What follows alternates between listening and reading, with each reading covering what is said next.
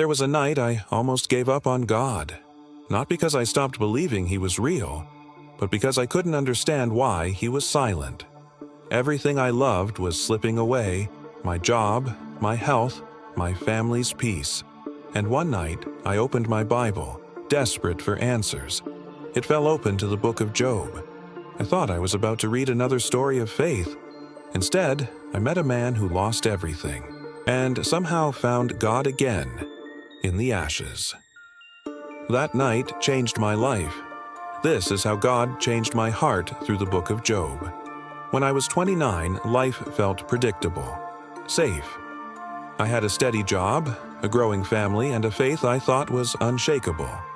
Church on Sundays, prayer before meals. Everything looked perfect from the outside. But faith isn't proven in peace. It's revealed in the storm. In a single year, I lost my job. Bills piled up like walls around me. My health began to fade.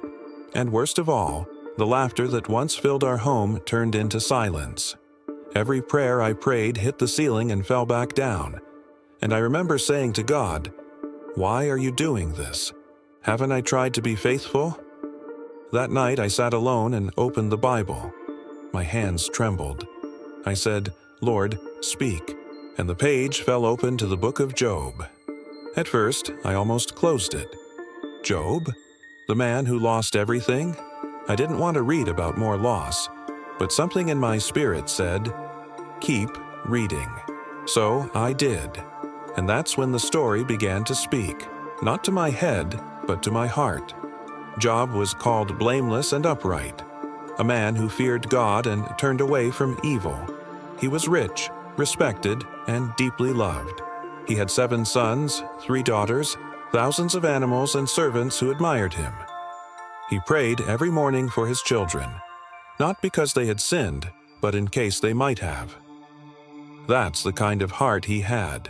But then heaven opened, and a strange conversation began.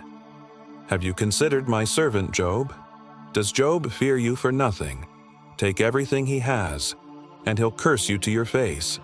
And God said, "Everything he has is in your power, but do not lay a hand on him." In one day, one single day, everything Job had was taken. His servants ran to him, breathless, one after another. "Your oxen and donkeys are gone. Your sheep have burned in fire from the sky. Your camels were stolen. And then, your sons and daughters. A great wind struck the house. It collapsed. They're gone." Job tore his robe, fell to the ground, and whispered words that shattered me the first time I read them. "The Lord gave, and the Lord has taken away. Blessed be the name of the Lord." That night I closed my Bible and cried. I realized Job didn't worship God because life was good. He worshipped because God was still God, and I had forgotten that. If this story has ever touched you, take a second right now to drop a comment saying, "I trust you, Lord." You never know who might read it and find hope tonight. But it wasn't over for Job. Satan came again, and God said he still holds fast to his integrity. And Satan replied, "Skin for skin. Strike his flesh, and he will curse you." So Job was struck with painful sores from the soles of his feet to the crown of his head. He sat among ashes, scraping his wounds with broken pottery. And then his wife said, "Do you still hold fast to your integrity?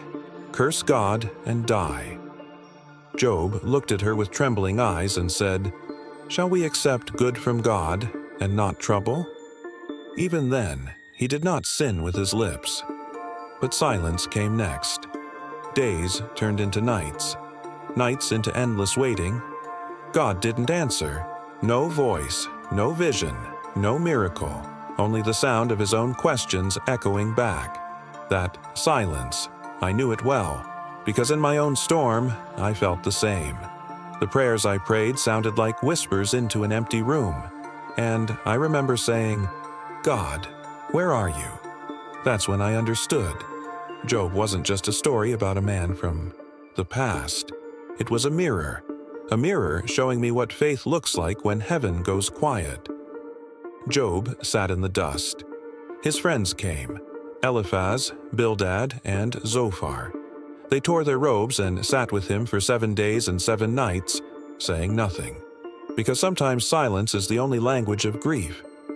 But then they began to speak, and their words cut deeper than his wounds. They told him, "You must have sinned, Job. God is just. He punishes the guilty." They thought they were defending God, but they were only deepening Job's pain. Job cried out, "My complaint is bitter. I look for him in the east. He's not there. In the west, I cannot find him. But he knows the way that I take. And when he has tested me, I will come forth as gold."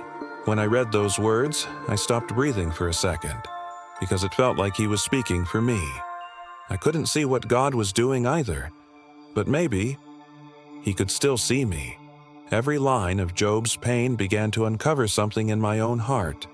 I realized I had trusted God for his blessings, but not always for his wisdom. I wanted him to fix my situation, but he wanted to fix my soul. I didn't understand it then. But pain was the language God used to teach me trust. When Job's 3 friends finished speaking, another voice entered the story. A younger man named Elihu. He said something I never forgot. God does speak, now one way, now another, though man may not perceive it.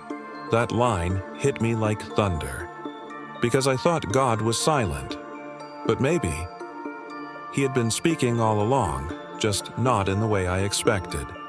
And as I read those words, something in me broke. I dropped to my knees right there in the quiet of my living room, and I said, "God, I don't need to understand. I just need you to stay." That prayer, it changed everything. Sometimes your breakthrough doesn't come when life gets better. It comes when your heart finally surrenders. If this moment is speaking to you, take a breath. Whisper his name right now, because even in your silence, he hears you. Job's story wasn't finished yet, because after all the voices, after all the noise, something happened that no one expected. The wind began to blow again. The sky darkened, and from within the storm, God spoke. It wasn't a whisper. It wasn't comfort. It was power. "Who is this that darkens my counsel with words without knowledge? Where were you when I laid the earth's foundation?" God didn't answer Job's questions. He revealed his glory instead.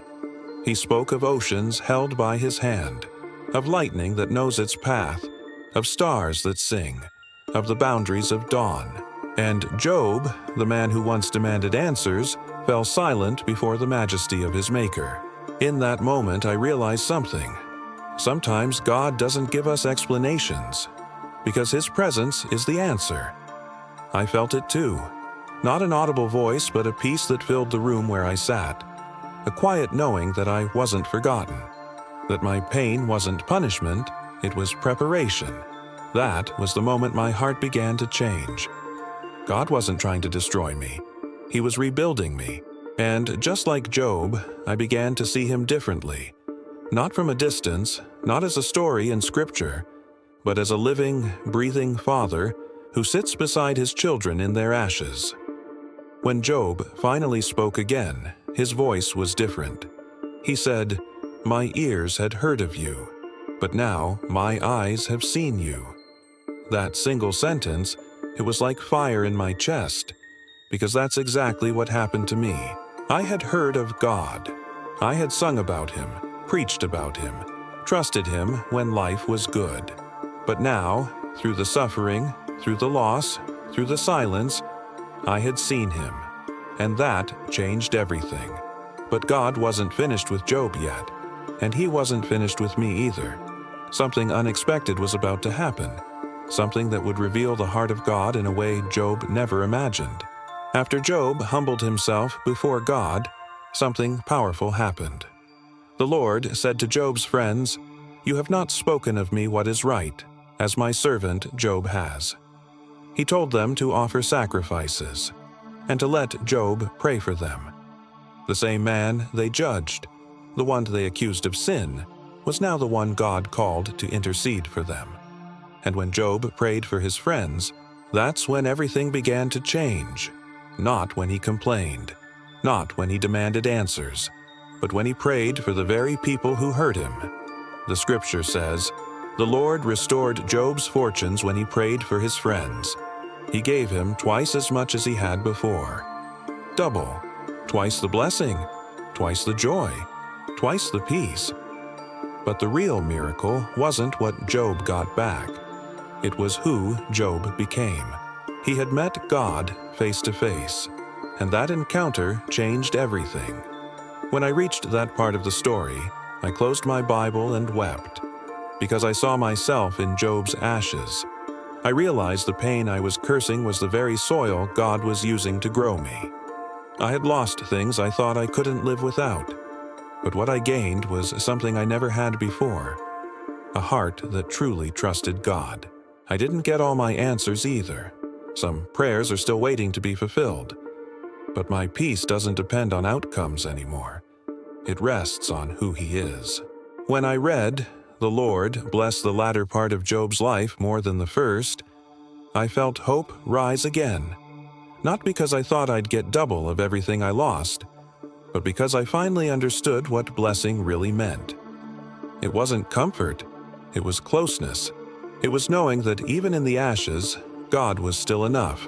And maybe that's what He wanted me to learn all along. If you've ever felt like your prayers are hitting the ceiling, like heaven is quiet and your heart is breaking, I want you to remember this: God never wastes a storm. The silence isn't punishment, it's preparation. He's shaping your faith to stand when everything else falls. And one day, you'll look back and realize that the season that almost broke you was the one that built you. So don't give up. Don't walk away. Hold on to the God who held Job. He hasn't changed. He's still faithful in the fire. The same God who met Job in the whirlwind will meet you in your waiting. And when He does, you'll see what Job saw. Not just a distant God, but a personal one. A Father who whispers, "I never left." So if you're watching this right now, take a moment, right where you are, and whisper, "I trust you, Lord." Let that be your prayer. Because faith doesn't mean we understand everything. It means we trust the one who does. And if this story spoke to you today, if Job's journey reminded you that your pain has purpose, don't keep it to yourself. Someone out there needs to hear this. Share this video with them. Let them know that even when everything is falling apart, God is still working behind the scenes. And before you scroll away, if you want to keep walking through stories like this with me, stories that show God's hand in the darkest chapters, then hit subscribe and stay close. Because this isn't the end of Job's story, and it's not the end of yours either. The same God who restored Job is writing your restoration too. It might not look like what you expected. It might not happen when you want it. But when it comes, you'll realize that what you gained in His presence was far greater than anything you ever lost. That's how God changed my heart through the book of Job. Not by removing the pain, but by revealing His purpose in it. And now, when the storms come, I don't ask why me anymore. I just say, "Lord, help me see you, even here." Because sometimes it's in the ashes that faith burns brightest.